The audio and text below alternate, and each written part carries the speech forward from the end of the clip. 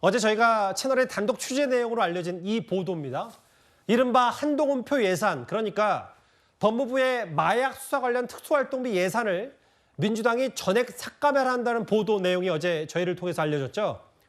한동훈 장관 이렇게 반응을 했습니다.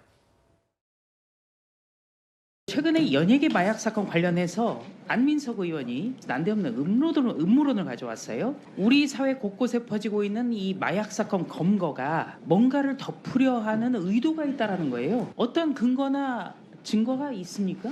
이게 어떻게 된 거죠? 정치 중요한데요. 그런데 마약은 정치와는 무관하고 마약은 정치를 모릅니다. 저 정도면 병 같습니다. 민주당에서 마약 수사 관련해가지고 특활비를 삭감하겠다 이런 얘기가 있는데 제가 어제 그 보도를 봤는데요. 마약 수사를 위한 특수 활동비 2.75억을 전액을 깎겠다 뭐 이런 취지의 보도였습니다.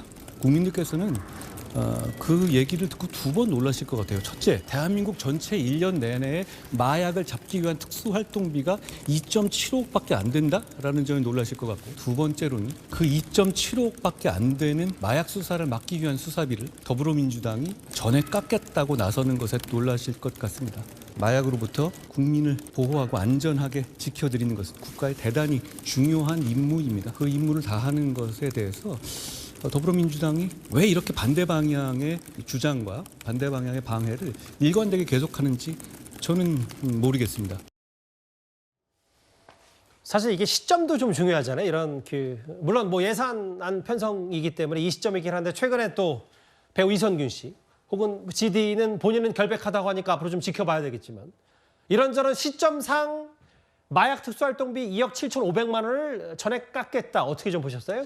굉장히 부적절하고 도대체 왜 저러시나 도대체 납득이 안 되거든요. 저는 한동훈 장관님이 말씀하신 두 가지 포인트에서 진짜 똑같이 놀랐는데 1년 동안에 전국적으로 마약 수사에 대해서 지급되는 특수활동비가 2.7억이라는 것 자체를 놀랐어요. 저는 27억이라 그래도 그냥 그런가 보다 했을 것 같거든요. 저거 가지고 여태까지 수사가 됐었나, 정말 어떻게 그걸 메꾸셨나 놀라울 지경인데 그것마저도 전액 삭감을 한다는 거는 마약 수사를 하지 말라는 것밖에 안 되거든요.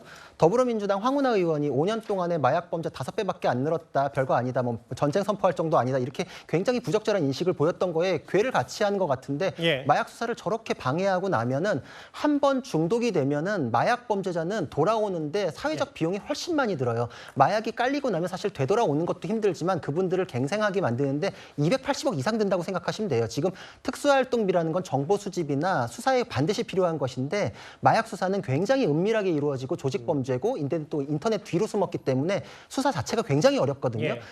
더 많이 증액을 해줘도 모자랄 판에 전액 삭감을 논한다는 거는 마약 수사를 방해하는 것에 다름 아닌데 그 이유를 명확하게 밝히지 않는다면 저거는 국민들에게 해악을 끼치는 주장에 불과한 것이고 저 특수활동비에 대해서는 어떻게 쓰이는지 좀 더 투명하게 하겠다, 그런 걸 해보자라는 말씀으로 하셔야지 삭감을 하시는 건 국민에게 해악이 됩니다. 물론 뭐 보시는 그대로 민주당 입장에서 협상의 여지가 남아있다고 하니까요.